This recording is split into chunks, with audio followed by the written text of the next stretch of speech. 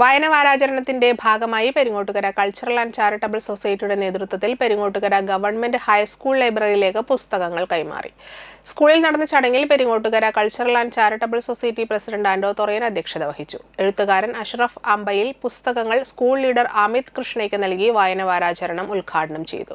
Headmistress in charge Bindu Perath, അധ്യാപകൻ Sujay, PN trust secretary Raman Namboothiri, treasurer Pramod Kanimangalath, MB Sajeevan, PTA president Sunitha Jayaraj, Niharika PB, Paul Pulikkottil, Willy Pattathanam എന്നിവർ സംസാരിച്ചു.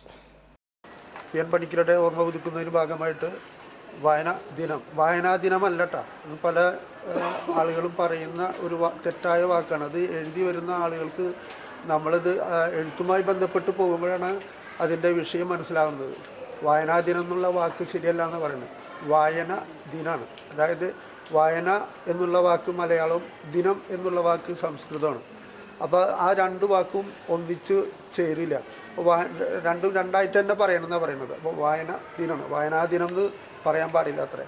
അത് നമ്മൾ എഴുതി കുറേ കാര്യങ്ങൾക്ക് നമുക്ക് സാധാരണയൊക്കെ പുസ്തകങ്ങളും മറ്റൊക്കെ എഴുതി പ്രസിദ്ധീകരിക്കാനൊക്കെ കൊടുക്കുമ്പോഴൊക്കെ ഇതൊന്നും നമ്മൾ തീരെ ശ്രദ്ധിക്കാറില്ല. പക്ഷേ ഈ പാണ്ഡിത്യമുള്ള ആളുകളുടെ ഇടയിലൊക്കെ ഈ കാര്യങ്ങളൊക്കെ ചെല്ലുമ്പോഴാണ് ഇതിൻ്റെ തെറ്റുകളൊക്കെ നമുക്ക് മനസ്സിലാക്കാൻ കഴിയുന്നത്.